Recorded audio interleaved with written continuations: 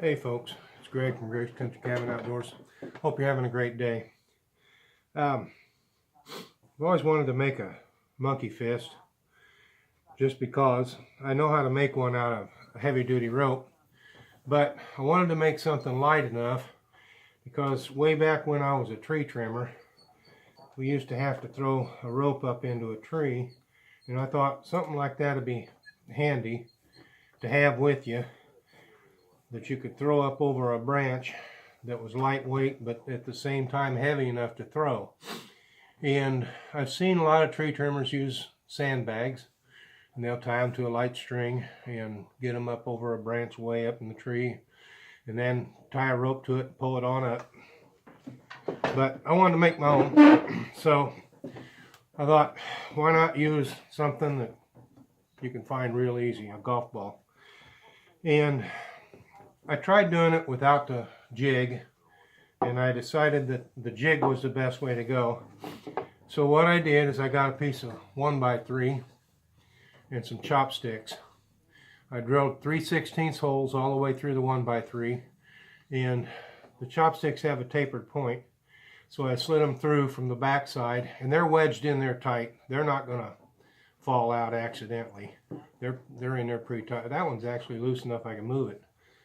But like I say, they're not going anywhere. I measured the ball, and it's roughly 1 3/8 in diameter. So I measured 1 3/4 and marked a square on this board, drilled my holes, put my pins in, and as you can see, the ball is plenty loose. Part of the reason that I wanted that ball loose is because I'm going to go around this thing 8 times in 3 directions. And in order to do that, I have to have enough room to be able to slide the tip of that string through there, because I don't have one of those little needles that you screw onto the end of a paracord. And I'm not going to order one for one project. So let's show you what we're starting out with here. My little rack, jig, whatever you want to call it, piece of paracord, 14 foot long. What I do, and I'll go around this thing 8 times. That's just to hold that tag line in place once I set it down. So we'll go around 8 times. 1 time, that's 1 wrap right there. 2, 3, 4, 5, 6, 7, 8. That's 8 wraps right there. Okay, get this junk out of the way. Now, tighten that up just a little bit. And the way that I determined that I needed 8 wraps was simply put the ball in there, and it sticks up just a little bit, but by the time I tighten this up, it's going to snug everything up perfectly.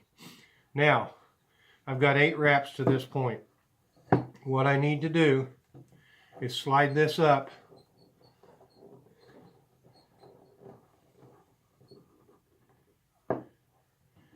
because I'm going to do 8 wraps, maybe, over the top and underneath. Now I've got to have this tag line loosened up so that I can get to it easy enough. So I'll slide that underneath and just let the ball rest on the bottom. It's not going to bother anything sitting there for a few wraps anyway.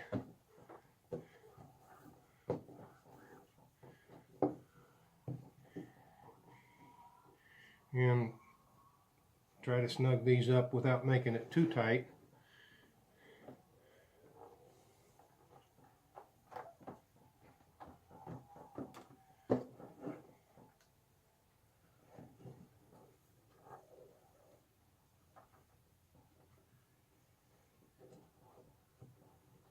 And I can just reach right under there, slide that up, push that cord on through,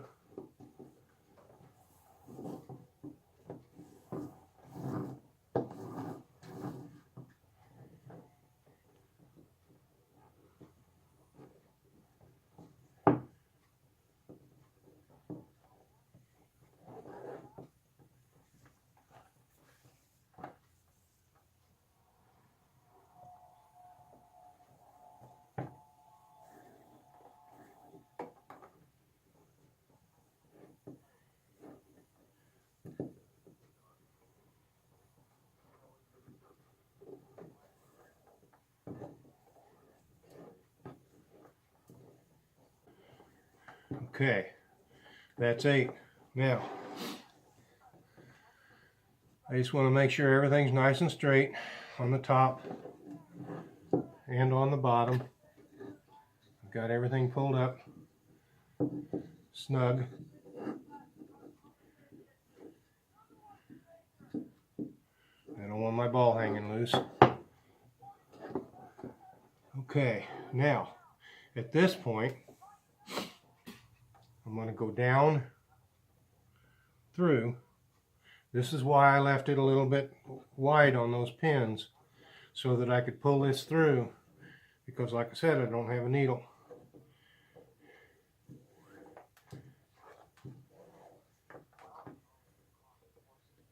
And what I did is I went down underneath, and I'm going to come up through again.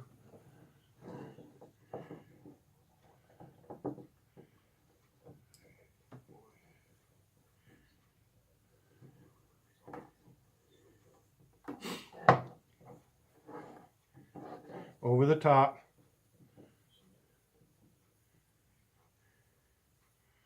And down through. And having that ball in there loose allows me to just push it over to the side to get it out of the way, to make room for that cord.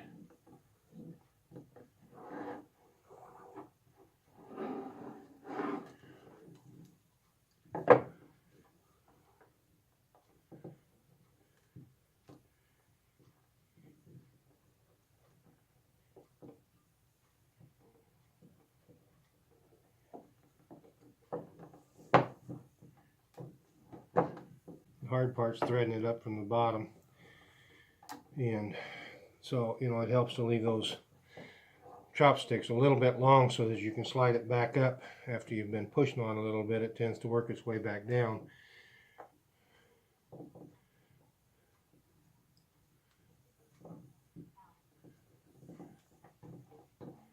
Basically gives you a little bit of extra room to move it around so that you can get your weaving done. Now I've got 4 wraps going on, so I'm going to the opposite corner because there's a little extra space where that ball is in there to give me the room to get that melted end tucked up through there, down through there, whichever way you want to call it. One thing that I learned when I learned how to make a monkey fist was how to make one just with rope. And it's 3 wraps in all 3 directions. You start by wrapping it around your fingers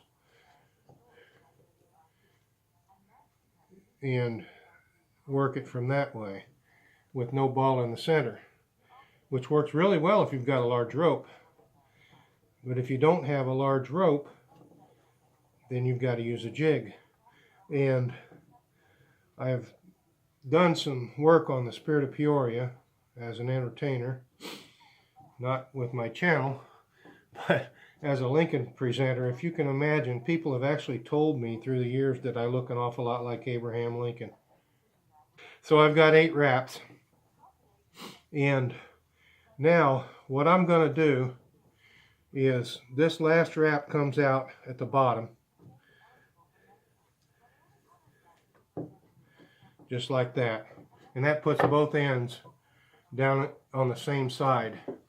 But I want mine to end up in the same spot. Okay, so what I started to say before my camera shut off was that I saw a monkey fist that was made on a steel ball, and it was used, they used, I believe it was 3/8 rope, and the steel ball was as big as a baseball. And they used it to throw a line to the shore when they were getting ready to tie the Spirit of Peoria off. And I thought, that's interesting. I didn't know you could make a monkey fist around a ball. So I was able to get this threaded through and ended in the same spot. The next thing I want to do is tie those ends together. So how do I do that? Well, I'm going to make a Celtic knot.